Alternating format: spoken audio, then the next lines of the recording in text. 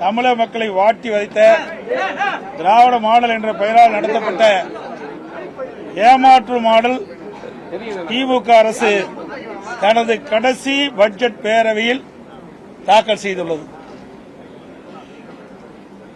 இன்று காலை நாங்கள் தமிழ்நாடு சட்டமன்றத்தில் மாபெரும் காதுகுத்து விழா அழைப்பதிலை அனைத்து ஊடக நண்பர்களுக்கும் அளித்திருக்கின்றோம். அதை நீங்கள் பார்த்திருப்பீர்கள்.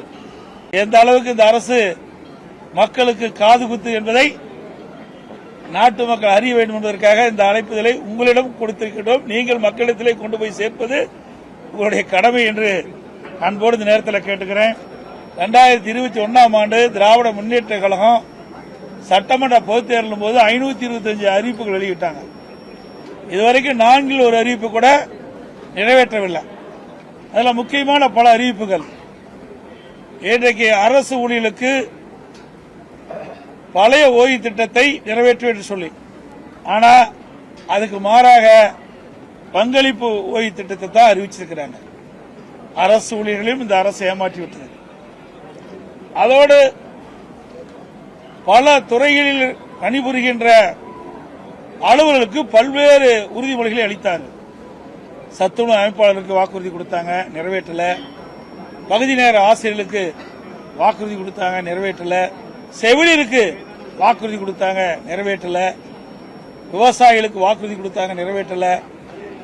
இப்படி பல துறையில் இருக்கின்ற அலுவலர்களுக்கு கொடுக்கப்பட்ட வாக்குறுதியை நிறைவேற்றவில்லை என்று எல்லோருமே போராட்டத்தில் ஈடுபட்டு தமிழகம் ஒரு போராட்ட களமாக இன்றைக்கு மாறி இருக்கின்றது. கடந்த 5 ஆண்டுகளைப் போல இந்த ஆண்டு இடைக்கால நிதி அறிக்கையும் வார்த்தை ஜாலங்கள் நிறைந்த மேனா மினுக்கி உரையாகத்தான் இருக்கிறதே தவிர உருப்படியாக எதுவும் இல்லை. 25-26 நிதிநிலை அறிக்கையில் வருவாய் வரவுகளில் மாநிலத்தின் சொந்த வருவாய் 2.58 லட்சம் என்று எதிர்பார்த்த நிலையில் திருத்திய மதிப்பீட்டின்படி மாநில சொந்த வருவாய் 2.32 லட்சம் கோடியாக குறைந்துள்ளது.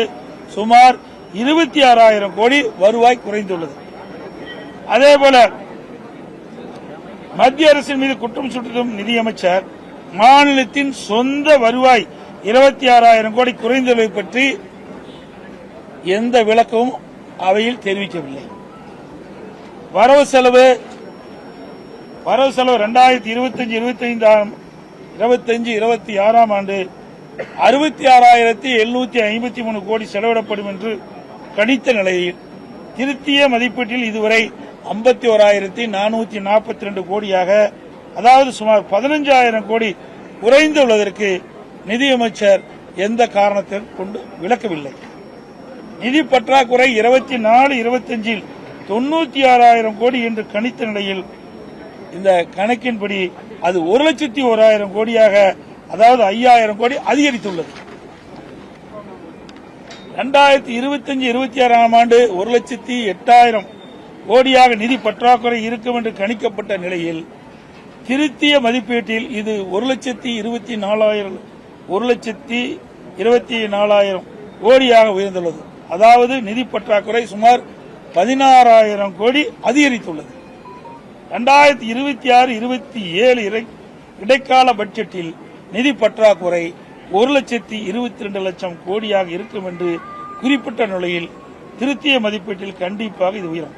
இந்த ஆண்டு நடப்பாண்டு 2026-27 1,22,000 கோடி பற்றாக்குறைக்கு சொல்றாங்க. திருத்திய மதிப்பீடு இன்னும் குறை இருக்குது. இவ்வாறு நிதி பற்றாக்குறை அதிகரித்துக் கொண்டே சென்றால் அதை ஈடு செய்ய மக்கள் மீது வரிச்சுமை மற்றும் கடன் வாங்கும் அளவு கூடும். இது மாநில வளர்ச்சிக்கு உகந்ததல்ல. திரு ஸ்டாலின் ஆட்சிக்கு வந்தவுடன்